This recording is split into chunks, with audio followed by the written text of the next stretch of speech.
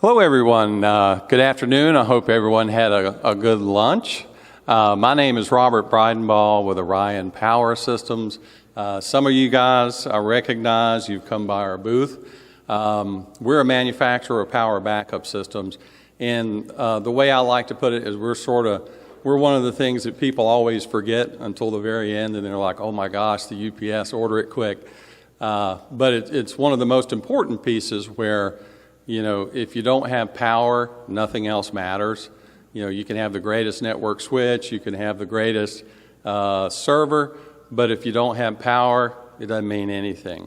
So that's one of the great things about Chesapeake and Mid-Atlantic marketing is they put all the pieces together so the end user gets a great experience and they know the product inside and out. They've done a fantastic job repping our product, and you know, it's just been a great experience for us.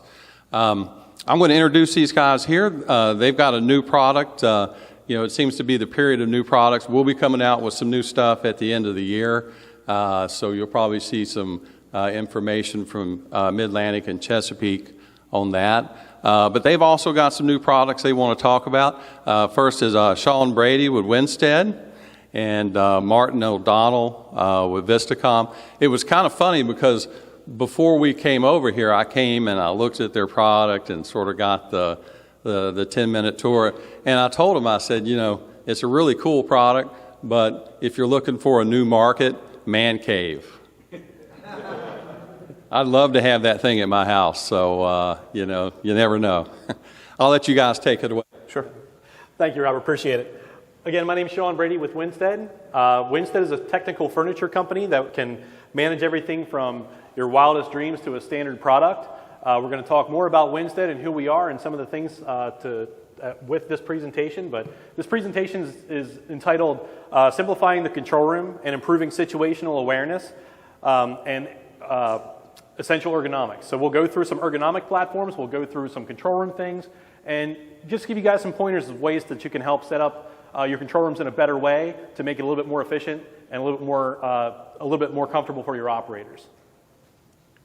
My name is Martin O'Donnell. I'm from Vistacom. I'm the territory sales manager in the Northeast. Been around for a while. We are here with a new standard product of ours. In addition, we're going to cover some things that are important to the control room when you design the control room and when you're talking about your operators and doing things for your operators. So Vistacom was founded back in 1954 by Jack Ferlino. Okay, Jack's an interesting guy. This year Jack turns 101 years old. 101 years old. And as sharp as a tack. This man could sit with you and talk about any recent AV announcements, industry, and you would have a great conversation with him. He's very knowledgeable and he's really on top of things. Great guy too. So 101 years old this year. Our facility is currently in Allentown, Pennsylvania. We have different business units in Vistacom. We have an AV business unit, a UCC business unit, a managed services business unit, and a control room business unit. We are the only integrator out there that has a dedicated control room group. Okay, this group, from installation to support to sales to management, and project management, has a dedicated group to do this. All right, it doesn't cross the road into any of the other business units, so it allows us to really focus on control rooms. We are an agnostic integrator. Now, what that means to the world is that we have a big portfolio of different vendors that we can go to. And in doing this, we take the application and the purpose of the control room and what the end user is trying to do, and we put the correct technology in there to provide them with great situational awareness, great operability, and happy operators. All right. All of our technicians and installers are certified from the manufacturers we use in order to support and install their equipment. Sir? I have one question about how Vistacom works with security integrators. Sure. What's the question? Well, how do you... like the partnering relationship, like how does that work? We partner with security integrators because the control room visualization system is usually a small part of what the security integrator is doing in the bigger picture.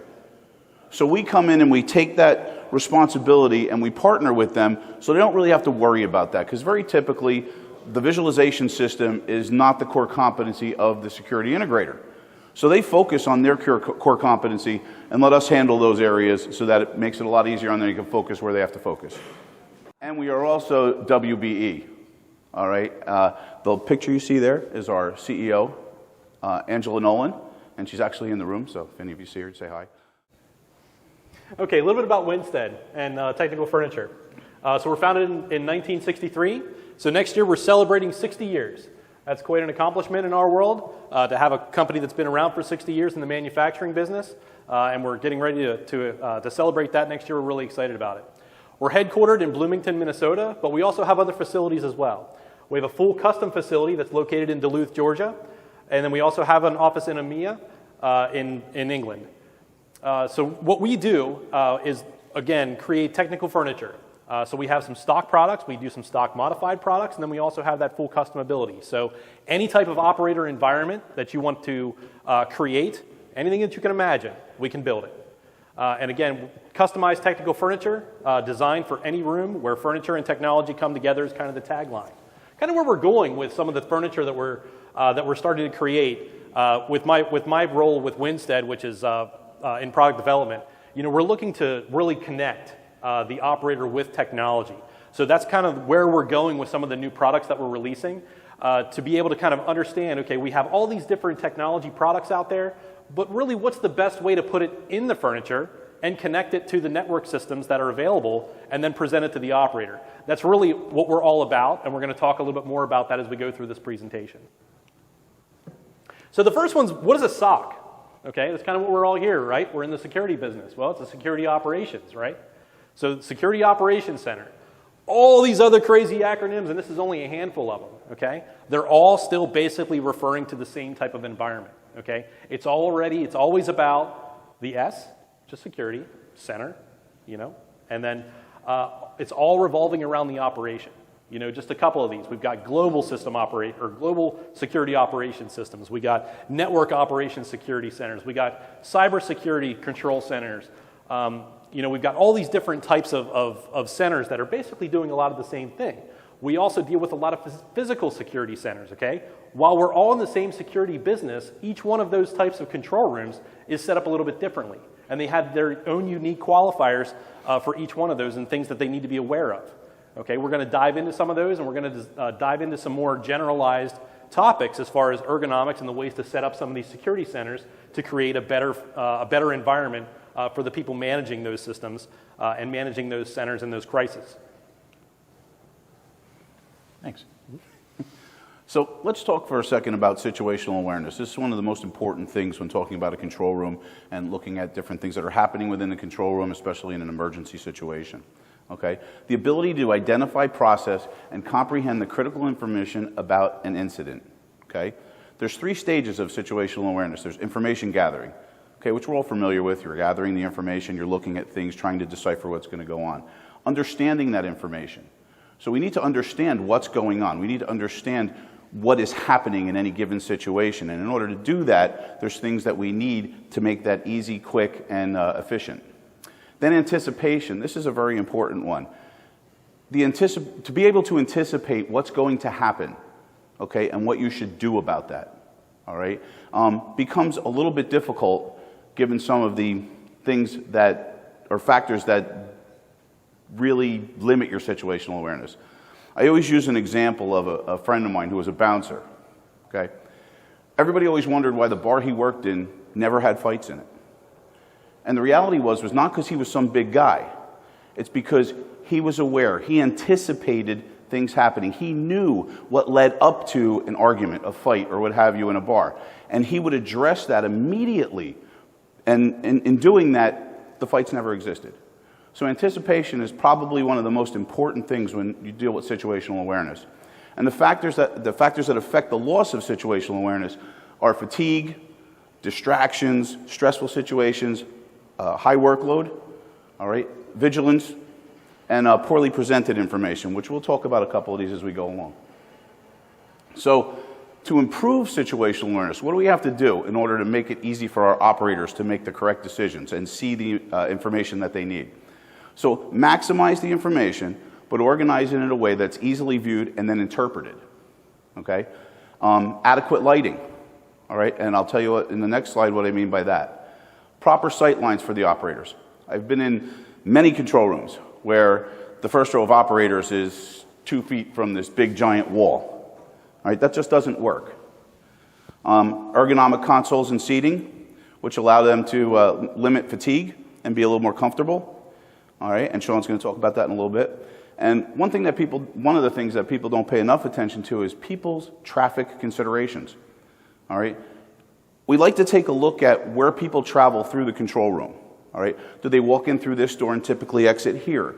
Do they walk in through this door and then walk around someplace and then come back? And where are the operators in reference to this traffic? It's the old water cooler thing. Many times I'll see people walk into a control room, stop at the operator and start talking to them. Huge distraction. All right, your operator is not going to be able to do their job if people constantly come through and they're talking and walking in front of them and distracting them. So just to talk again here about control room lighting.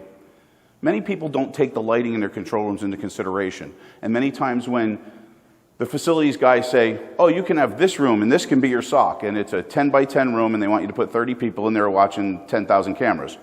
Again, it doesn't work. All right, typically those older SOCs will have fluorescent lighting in them. All right, fluorescent lighting, older fluorescent lighting, flickers 120 times a second, okay, and constantly does this to your eyes. All right, huge fatigue. So the fluorescent people, they found that out and they decided to come out with flicker-free fluorescent lighting. It's really not flicker-free, it just flickers quicker. All right, that creates havoc on the signals going to your brain. All right, and it can create increased irritability, eye, neck, and shoulder pain, headaches. It can actually bring on migraines. All right, it's fatigue, and it actually creates a reduced ability to focus, which is not something you want in your operators. So that's funny. I guess maybe I should tell my wife that we need to start changing the lights out in our house. Maybe that's why I'm so grumpy all the time. So, Martin, we forgot to mention something, about our presentation. And during our presentation, there's a little catcher in there, okay? So while we're going through and we're paying attention, the first person at the right time that yells the word polo and can figure out when to yell the word polo is going to get a little surprise at the end, okay? Okay. So don't be shy. Stay interactive with us and keep it going with us. Angela Nolan, you're going to help us find out the person and identify the person that says polo. Can you do that for us? Thank you. By the way, that would be the CEO I told you was in the room. And additionally, it didn't come up yet, so you're all good. What is situational blindness? This is also something that many people don't talk about because they're really not aware of it, okay? It's the failure to notice a fully visible but unexpected object because your attention was focused elsewhere, okay? And we have a little exercise coming up in a bit, so everybody pay attention on the following slide. So causes of situational blindness, okay? Boldness of visuals. If you're looking at either cameras in front of you or cameras on the wall and they're way too bright, that's going to create situational blindness, okay? Extended periods of viewing the exact same thing, okay? That's going to take your focus off of things. Things can happen that you won't even see, okay? Display clutter, all right? I think anybody who's been in into a number of SOCs can say that they've been into one where somebody has 25 cameras on a 55-inch screen. I'm not sure that does anybody any good. Fatigue. People get tired. They get lazy. They don't want to look at the screen anymore. And brain capacity. Your brain can only handle so much. So proper breaks and things like that are extremely important. How many people here are in a 24/7 environment? Anybody here? One? Okay. So you know what it's like.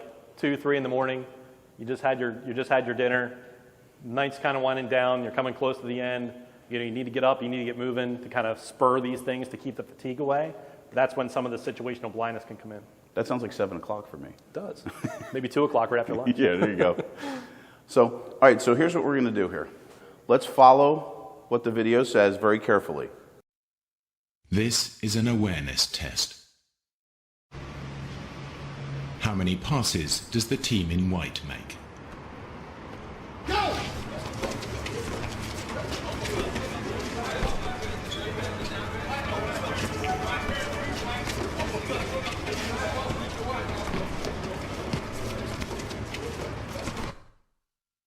The answer is 13.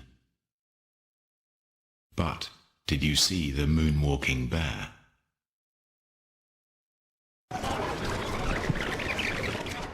Go!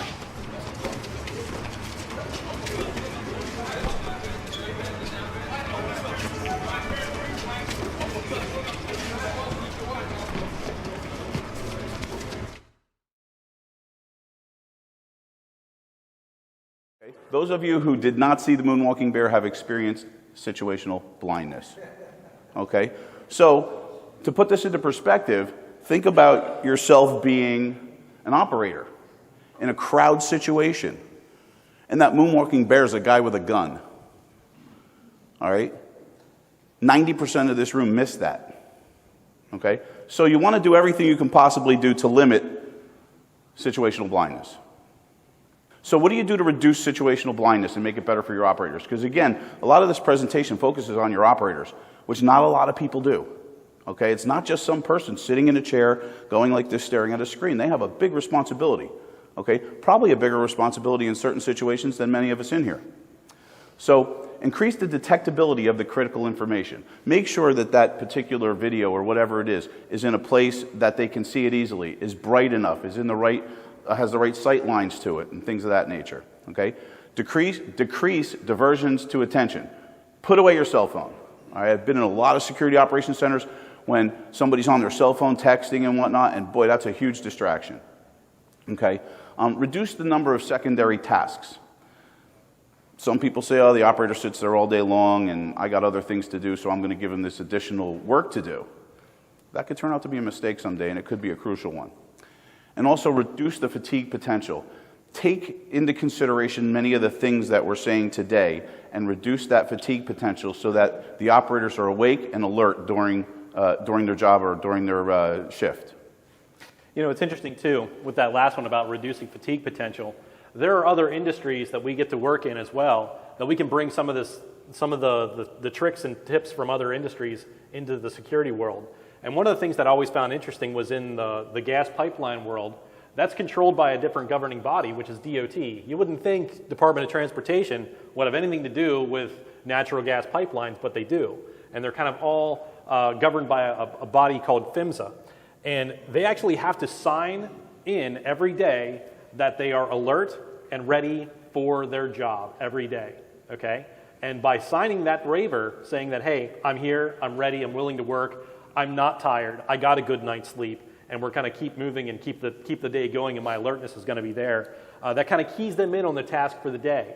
And to kind of approach every day in the same way is something that we've always talked about with security. You know, the security world has such a big responsibility. You know, they're keeping all of us safe. They're keeping the mission safe. Depending on what they're doing, you know, having that same mentality when you come in for a shift to say, yes, I'm here, I'm ready to work, and I'm not fatigued, and you know, I've reduced my fatigue potential is always a good way to approach your day and start your day. Thanks, Martin. Great points. So we're going to talk about some other considerations of the control room. Okay, there's a lot of different stuff inside a standard control room. Some of them have them all, some of them don't have them all, but you know, a nice mix. But we're going to talk about you know, just different ways that you can understand that all these things play together. But just because all of these independent things are in the control room doesn't mean that they shouldn't be harmonized, because they really should. Each one relies on the other one to have a successful system. Okay, so most of the time when you walk into a larger security operations center and it's got a video wall, ooh, it's got a video wall. It's big, it's awesome, it's pretty. That's where your focus primarily goes to, okay, is those overview displays. But really, the overview display is just a display. While it might be a really cool one, it's all about the content that's on that display and about the way that that content is being controlled. There is a lot of different flavors out there of wall control, and we're going to talk about one a little bit later. But really, it's all about the way that you can bring content to a wall, to your desk, and be able to manage that content appropriately to have the right picture in front of the operator. Okay, there's a couple different types of operating pictures out there. You know, one is the common operating picture that uses a video wall. The other one is the personal operating picture that uses just a large format display. But again, those types of operational pictures are where your operator starts to understand and starts to pull that information from their tool sets. Okay. AV control systems is kind of the one that controls the entire room, okay? It controls your video processing content. It controls some of your environmental technology. It controls some of your console technology and always usually includes your audio technology, okay? That's going to be your master brain system of the entire control system, or the entire control room, okay? And that should be a very easy-to-use system that's usually located on either as a touch panel on the desk or through some sort of a soft UI, okay? But then when you dive into those other systems, like the environmental technology, like Martin mentioned, you want to make sure that you've got a balanced temperature in the control room. You want to make sure that you've got your humidity balanced in the control room. One of the biggest failure points in a control room is the environment. If your control room has a bad environment, your control room is not going to be a successful one because you're always going to be looking for ways to band-aid it. Do I need a heater? Am I cold? Am I hot? How am I going to get through these different things? Is the room so dry that my nose bleeds during the day? All these things need to be addressed and communicated. Okay? And then coming down to the console itself, there's different console technology. There's lots of different shapes, lots of different sizes, lots of different options. You can go through and pick a lot of different types of console systems. Having someone there to kind of educate you and get you through that process is really something that you want to kind of key in on and say, do I really need all these features, or do I just need a select few sets of these features? Okay? And really then, the job of the console technology is to support your computers and monitors. Okay? And connect that operator with all these other systems in the control room space.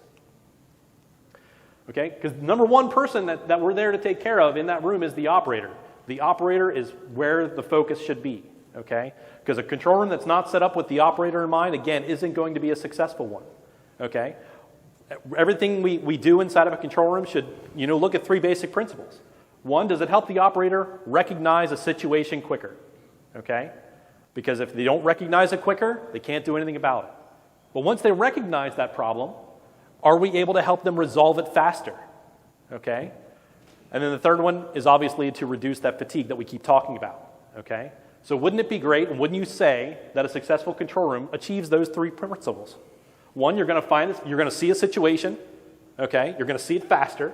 You're going to identify it. That's going to help you then go to the resolving step. And then if you're going to resolve it faster than you could have before, that's a pretty successful control room, wouldn't you say? Because you're helping the operator do his job in a better way. So one more thing that we didn't mention there is that, making the operator the number one priority in there will also reduce your operator turnover. You spend a lot of time training operators, a lot of time trying to find a good operator. But if you put them in a bad environment, they're not going to be there for long. That's a great point. And operator training and getting them up to speed is a very costly investment. So if we've got any control room managers here, you guys can kind of relate. When you find an operator and you train them and you invested that time and that money, you want to make sure that you retain them, and that's a good way to do it. All right. SecureView is a do-it-yourself control room visualization system. Okay? So for the security integrator, they can go and integrate it for an end user. So we recognize that Vistacom, because of the many, many years of control room experience we have doing larger systems, that there was a market and a need for this. And that certain people were kind of floundering in, well, I'm going to go to Costco and I'm going to buy 4 monitors, I'm going to put them up there, I'm going to direct connect my computer to each one of them. And they were creating a couple different problems. One was they were getting substandard equipment that wasn't going to last in a 24/7 environment, but they were also limiting themselves to what they can do with that equipment, which plays right back into the situational awareness. We, at Vistacom, because of the portfolio we have, we evaluated many, many of our vendors and came up with what we would consider as a best-in-class hardware selection for this particular product, for this particular market. Okay? We are represented by Midchess, and they would be your point of contact for this stuff. So in doing this and in putting this kit together, we give you a single part number for the particular kit. Okay? Now, the offerings within the kit, we offer 4 different display scenarios. We offer a 98-inch, we offer a dual 75, we offer a 2x2 of 55-inch monitors, and a 3x2 of 55-inch monitors. Okay? They can be wall-mounted or floor-standing. And the processor that comes along with it has 8 inputs on it. These are HDMI inputs. That takes us off network. Very important for a lot of security folks. They don't want people hanging off their network. So we take 8 HDMI inputs from either your VMS or maybe some of your workstations where you split the output to your displays and provide you the avenue to put them up on top of your wall in many different configurations. All right. We offer audio options, which are different sets of speakers and whatnot, so that if you do have a cable TV feed or something along those lines, you can put the audio throughout the room. We also offer 2 different cabling kits. If you're in a small room and your rack is going to be right by the monitors, great, you're going to run HDMI cables. If your data closet or wherever you put your hardware is 100 feet away or something along those lines, we give you extenders and you run Cat 6. You know, another great feature of this system too is that it's all one control point. You know, when you direct connect those 4 computers to those 4 monitors hanging on the wall, you got 4 different keyboards and mice, and you got to find a place for them, and you got to figure out the right way and the right computer that you're going to interface with to change the monitors. It's always kind of a hassle. A system like this is really designed to kind of put all that together into one package, and then you can really control the amount of inputs that you see and where you can put all the different information on every screen. We also provide a touch panel, which is configured from the factory for your particular set of displays to give you the ideal templates to put your sources up there. And you can select and put whatever source you want, wherever you want within that template. So you know, Martin, too, one of the other things that's pretty important, you know, for a lot of our clients, and something that we want to kind of touch on as we go through it here, we talked about one of the silver bullets earlier in the presentation. Does anybody know what that was? One thing that's usually really important when you're contracting something is having a women-owned or minority-owned business. And that's one of the silver bullets that this one has, okay? The other one is down there in the lower corner. It's TEA compliance. Okay, when you look at all of your technology components that are built into a system like this, you can rest assured that all of these are TEA compliant, which means that they're all manufactured in friendly countries for the government, and that they're, you know, accredited by Border Protection that says, you know, from a chain of procurement that they're allowed to be in the country and that they're suitable for government use. So lastly, we do give you cables that are marked point to point, and when you get the kit, typically it'll probably take you longer to install the monitors on the wall than it will to set the rest of the system up. So Vistacom also does larger operation centers when they require specialized integration or complex processing, where you might have to go out and grab IP cameras individually or other sources that you can't get off network without use of encoders and whatnot. If there's a wider range or more involved sources, let's say you have 20 sources that you have to bring into the system or wish to bring into the system, and you want to display them on the wall and have that wall be an open palette where you can make everything the size you want, make up your own perspectives and layouts.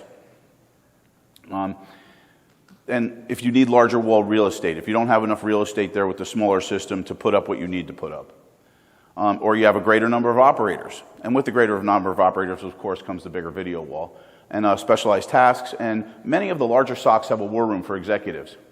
There's a reason for that. The last thing you want in a critical situation is a bunch of executives standing behind your operators who are making decisions and somewhat breathing over their necks trying to figure out what's going on. This way they have their own room where they can put up their own sources that are attached to the same system, and they can make their decisions while the operators are making their decisions.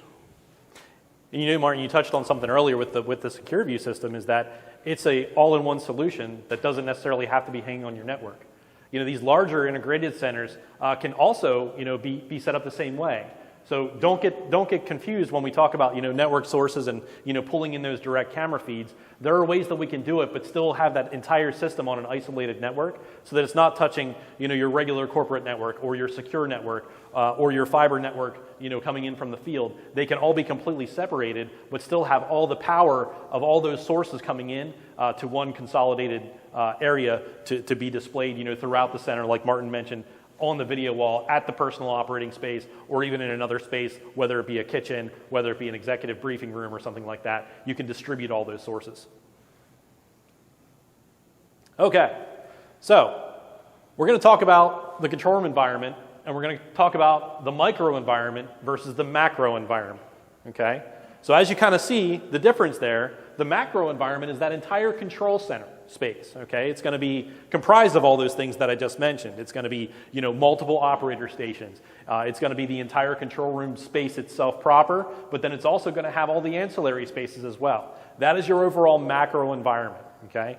And that's what we're going to talk about a little bit in ways to set up some of the ergonomics in those spaces. But then we're also going to touch base on the microenvironment. And the microenvironment is just that. Inside of your macro environment, there are going to be multiple microenvironments, okay? Those microenvironments are just what's going to happen at your individual workspace. Okay? For macro display ergonomics, we're talking about viewing distances, and we're talking about a lot of different things, but we're talking about primarily visual acuity, okay? And visual acuity is basically what the eye is able to perceive a person at 20/20 vision. Before the content on your wall, you can see pixels, individual pixels, okay? Those individual pixels is also what's going to create eye strain, okay? So if you don't have the correct visual acuity numbers, you're going to have, eye fatigue. But we talk about all these different types of display technology there, okay? All these things play an important part in identifying what the correct acuity values are, okay? So a 75-inch 4K monitor is going to have a very different, this guy right here, is going to have a very different number than this guy over here, which is a 1.5 millimeter direct view LED wall, okay? Because of the size and the resolution of those displays, your eye will perceive it differently. And again, we've got some values kind of set up here from 4.2 feet the whole way down here to 18 feet away from a video wall as far as where you should be sitting to accurately discern the character size and the character type. Okay? So, man, who thought there was going to be a math test in this, right? So there is some science that goes behind this. It's not just an idea of, oh, I want to have a 55-inch display, or oh, I want to have a 90-foot display wall at the highest resolution possible, okay? You need to kind of understand where you're going to be placed within the control room before you can kind of understand what type of displays you're going to use, okay? And how do you calculate that? Well, you're going to calculate it in this method here, okay? Study this. I'm going to test you on it later. I'm just kidding. So there's a couple ways that you can do it. One is if you already know the displays that you're going to use and you're trying to figure out where do I need to sit, in every specification sheet there's something called pixel pitch. And pixel pitch is identified by the distance from center to center to each pitch from each pixel on a display. Okay, whether it's an LCD display or whether it's a direct view LED or whether it's a video cube, they all have the same thing. Okay, they still identify a pixel pitch. Okay, and typically that's done in millimeters. Okay, so you're going to take that pixel pitch, multiply it by 3438, and you're going to get your recommended viewing distance in millimeters. We don't do that, right? We don't live in millimeters. We live in inches and feet, right? So you need to convert it. So you're going to take your viewing distance in millimeters, divide it by 304.8, and that's going to give you your recommended minimum viewing distance in feet.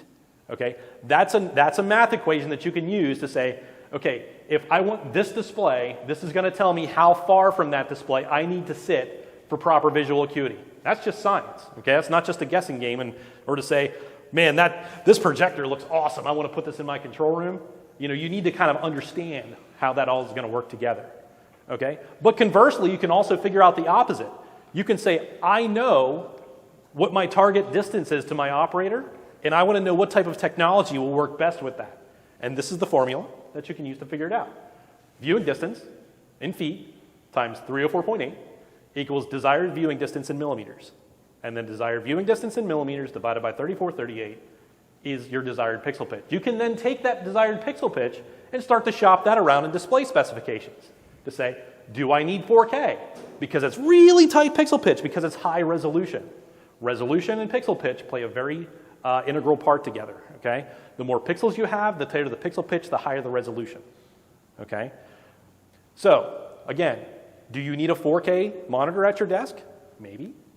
Do you want that? Maybe. But really, what about that wall, okay? There's a big difference between buying a 0.9 millimeter LED wall and a 1.5 millimeter LED wall. Martin, what? That's like a third of the cost. Yeah. I mean, we're talking, could be big. It could go from 1.2 million down to 700,000. I mean, that's a big range, between the size wall that you're talking about. Okay. So alternatively, when you walk out of this room and you forgot this formula, you can call one of us. We'll help you. Yeah. We'll only charge you a small amount. Right. Okay. Also kind of going along with those macro display ergonomics, though, is you need to know more than just visual acuity. Okay. There's vision field studies, which vision field is all about how much neck tilt or how much I'm sorry, not neck tilt, but the vision field is all about what your eye rotation values are, okay? You're going to have your baseline, which is 0, which is straight ahead, okay? You're going to have your standard reading values, which is 0 to 10 to 15 degrees down. And that's kind of the way that you read a book, right? That's a kind of a natural progression that you can see down. And then you're going to have minus 20 from there, plus 35 from there. That's your normal range of sight, okay? And then the spaces that are kind of denoted here in purple is your upper eye rotation limit, okay? Again, you want to kind of identify these larger displays in a cone that says I can see them without a lot of eye movement, and especially without a lot of head movement, okay? Because if you've got to move around like this to see your displays, guess what? Your operator's going to have a pretty bad neck problem by the end of a shift, and you don't want that. Kind of goes along with that fatigue thing, Not only is he going to be fatigued, but he's going to have a neck, a hurting neck, and we don't want that.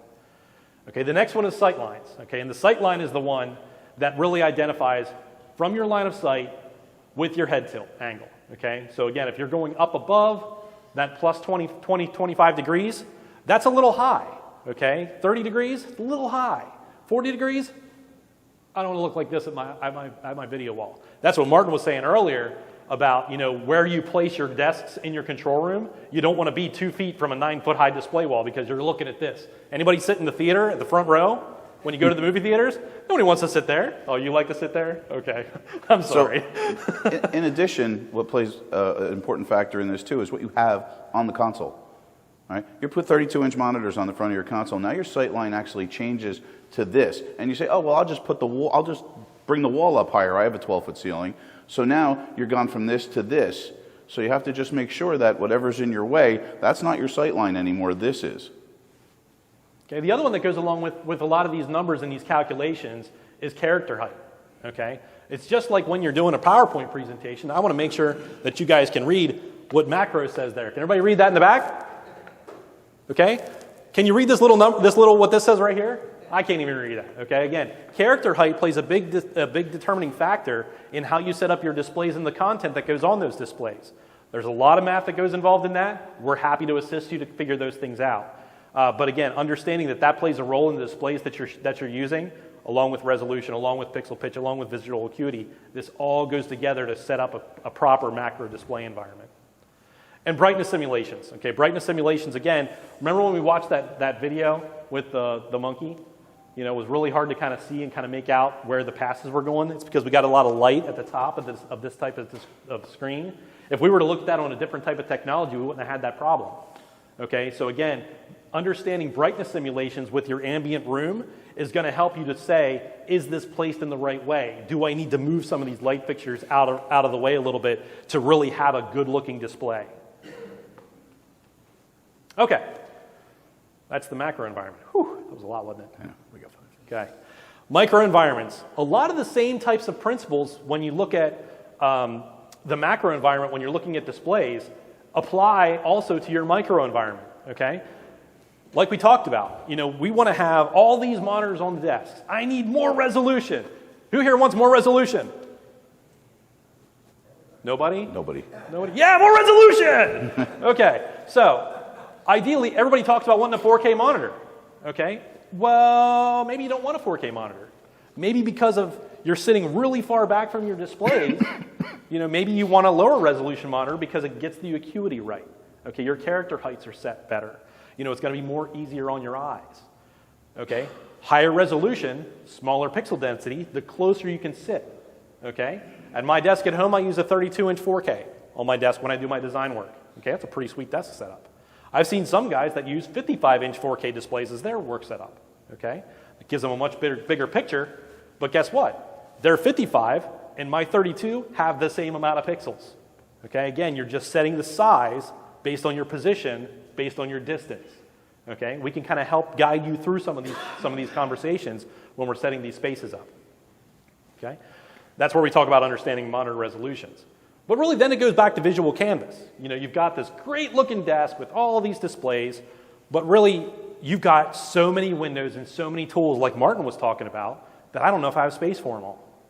Okay, we need to understand how we're going to use the visual canvas and understand the tools that you're going to display so we can help you create the right information in front of you. Because again, the way that we present the information to the operator is job number one. Job one. We want to take care of our operator, okay? And that's where we talk about the monitor placement. Those size, that resolution, all that stuff, we need to make sure that they're set at the right distance from the screens, okay? So again, I'm going to sit a lot closer to my little laptop screen here that's 4K, just so that I can read it and use it, but I'm going to sit farther back because I can see that a lot better, okay? So that's a difference in placement, okay? You're usually defined by how deep your work surface is. Well, at Winstead, we offer a couple different variations of depths of work surfaces just for this reason. You don't want to be shoehorned into just saying, I'm stuck at this table, I don't know what I need to do, I really don't have enough space for my keyboard, let alone my screens. We can help you figure out what that microenvironment should look like. Okay? Sit-stand. Sit-stand consoles. Anybody here has a sit-stand console? They're amazing, right? Okay, because you can stand up and you can work, get your blood flow, get you moving around. Got a guy up here that works in 24/7 environment. Hopefully they have sit-stand consoles because, again, at 2 o'clock in the morning or 2 o'clock in the afternoon, lunch sets in and you're kind of tired. But it's great when you can stand up and get the blood flowing, get it moving around, okay? We also want to understand reach distances and reach angles and reach radiuses, okay? Because if you've got a mouse that's right over here, that's great. But then what if you've got something you've got to reach way over here for and you're doing this? Guess what? Now you're stretching. Now you're hurting. You know, you don't want that. You want to have it all within this right range. And there's business standards for all these reach radiuses. Whenever you're identifying some of these spaces, you want to make sure that you're understanding all these things. Okay? Chairs. A good, solid chair is your best friend in 24/7 environment, even in day shift environments. If you sit in a crappy chair like these all day long, your back's going to hurt, right? So we have a 24/7 chair over in our booth there, and you can come and sit on it, but don't go to sleep. Yep, we do have It's so that. comfortable. So comfortable. It's really nice. We want to make sure that you're comfortable, as you go through here. Okay? The console systems. Not all consoles are created equal. There's a lot of different things from build quality, the whole way down to do they meet your ergonomic needs. These console systems are something that we take very, very high amount of pride in that says our consoles will last you 15 years for the life of your mission. Okay? There are other ones that say they'll last 15 years, but guess what? You're lucky if they're going to last you 5 years because of build quality. We can talk a lot more involved in that if you would like at another time. Okay? Making sure that they meet all the ergonomic requirements and also making sure that they fit your technology needs. Those are the primary drivers of choosing your consoles. Okay? Another big one is making sure that they have a properly designed cable management system. Okay? We've all seen those pictures of consoles that have, or maybe your own console, or maybe your own desk at work, where there's cables just spewing out everywhere, they're not really managed. That's a pain if you have to try to fish a new cable or try to replace a cable. Make sure it has a good cable management system that we can reintegrate a new cable to, or if we're going to replace some technology, because monitors change all the time. You need to add one, change one. We want to make sure that cable management is a key part. Okay? And they can be customized to fit your exact needs, to fit the operator's mission, because they are focus number one. Right, thank you. We're getting there. Okay, and having the right mix of supported accessories. We're going to talk about another one of the silver bullets. We're going to load you with 3 silver bullets for your projects.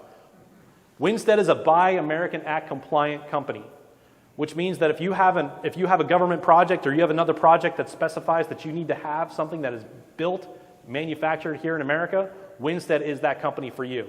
Whether it is a stock product, whether it is a full custom product, it is all built right here in the United States, and we're very proud of that.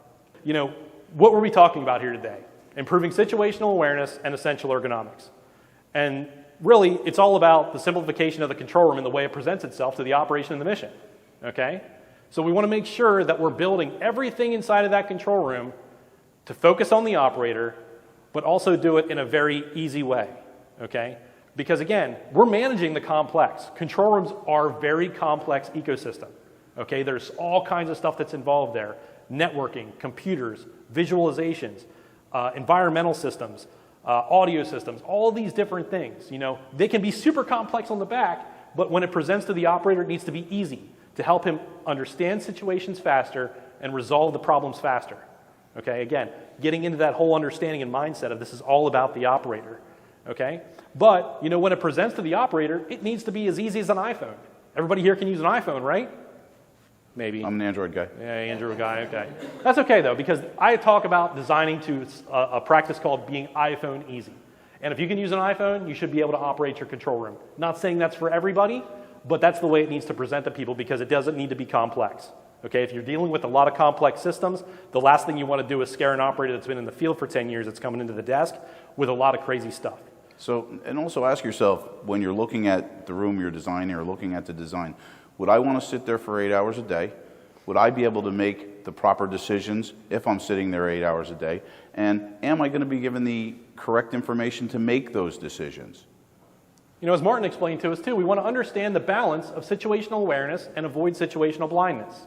You can see that if you're trying to look at 37 cameras on a 55-inch display, it's not going to work out for anybody. But maybe understanding all those cameras needs to have a certain touring package to say, okay, it flashes up every certain amount of time so that we can see all these different things, but we can actually see it. Instead of being blinded by all the information, we can understand a smaller bite of the information, our brain can process it, and we can process it faster. Okay? And then also proper ergonomics will reduce fatigue and help recognize risks faster. Okay, we can't talk about that enough. If you've ever worked 12, 16-hour shifts in a day, it's hard. I mean, it's really hard, and we really want to take care of those people that are doing that because they're out there keeping us safe. Everyone that's here today is involved in keeping us safe, and enhancing that mission is really what we're all about, and making sure that we have operators that are comfortable, not falling asleep, staying energized, staying engaged, and focusing on their work is going to keep everyone safe.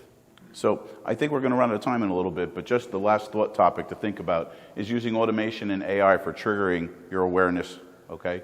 And just think about that, because that's going to be the wave of the future, I think. I think we're going to be able to use artificial intelligence that actually learns situations, whether it be taking a look at an area or a hallway that typically has 5 people an hour walk through it, and then all of a sudden it's got 20 people in that area, to throw up the flag to the operator and say, hey, there's a possibility that we have an anomaly here. All right, so that's just looking into the future. Any questions? Sir? Where can I get any kind of stats for that fatigue? Because I'm constantly telling our operators they can't watch that many cameras at one time and they think they're super. Okay, so I'll repeat the question because it's a great question. Is where can we find some statistics about fatigue and eye strain and eye fatigue because they're trying to watch too many cameras at one time, even though he's telling them you can't possibly see that many cameras. There is some information out there. I'll get your personal information and I'll send you out some statistics, because that is a great point. And you know, a lot of people, we are creatures of habit, and we're just going to understand. You know, I've been doing it this way for the last 10 years. I know I can see all this because I've been doing it for 10 years. Well, just because you've been doing it for 10 years doesn't mean there's not a better way. Right. Well, if I showed them that video and gave them the same premise you gave me, follow that bouncing ball, nobody's going to see that. Well, you're right. You're right. You're right. And that's the whole thing. If they're used to looking at one thing and following one thing and something else happens, they're going to miss it. It's such a great example, though, because you know that those passes, that's the same stuff you're looking at. You know, if you're looking at traffic, if you're looking at traffic coming into a stadium or something like that, you're going to miss something. You know, it's just possible. Okay. So we just want to make sure that we're giving everyone the proper tools to be able to recognize those situations faster. I think we're getting the big Yep, hook right now. We're getting the hook. Yeah. We're getting All the right. hook. Thank you, everybody, for your time. We greatly appreciate it. I hope we've helped.